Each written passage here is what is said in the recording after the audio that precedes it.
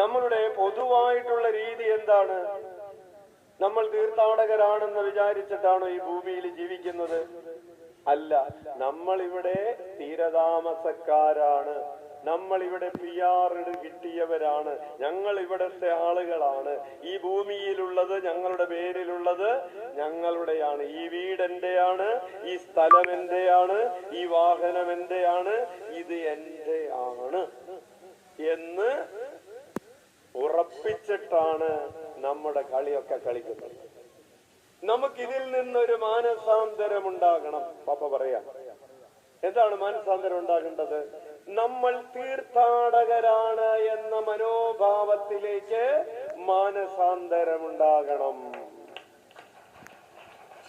Hallelujah, hallelujah. അപ്പോൾ തീർത്ഥാടകരുടെ പ്രത്യേകത, നമ്മൾ എവിടെ നിന്നോ വന്നവരാണ്. നമ്മൾ എവിടെ നിന്നോ ഇല്ലേ? ചില ആളുകൾ ചോദിക്കാറില്ലേ, നീ ഇത് എവിടെ നിന്ന് വന്നടി? നമ്മൾ കൃത്യമായി സ്വർഗത്തിൽ നിന്ന്, ദൈവത്തിൽ നിന്ന് വന്നവരാണ്. ഹല്ലേലൂയ. പക്ഷേ നമ്മൾ എങ്ങോട്ടോ പോകുന്നവരാണ്, അല്ലേ? ആണോ? നമ്മൾ എങ്ങോട്ടാ പോകുന്നത്? നീ പോക്കിതെങ്ങോട്ടാണ് പോകുന്നത്? പോകുന്ന സ്ഥലത്തിന്റെ പേരെന്താണ്?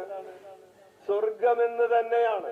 പ്രിയപ്പെട്ടവരെ, ദൈവത്തിൽ നിന്ന് യാത്ര ആരംഭിച്ച് ദൈവത്തിലേക്കാണ് ഈ യാത്ര പോകുന്നതെന്ന ഒരു അവബോധത്തിലേക്ക്, ഒരു മാനസാന്തരമുണ്ടാകണമെന്ന് സഭ നമ്മെ ഓർമ്മിപ്പിക്കുന്നു.